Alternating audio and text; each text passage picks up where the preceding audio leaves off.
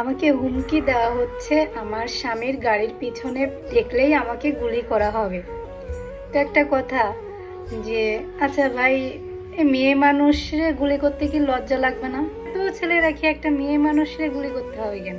ধর্ম নিয়ে কথা বলায় বা দীপু দাসকে নিয়ে কথা বলা, সবাই একটু জানাবেন আমি কি হাদিরকে নিয়ে কথা বলছি, হাদি ভাইকে নিয়ে?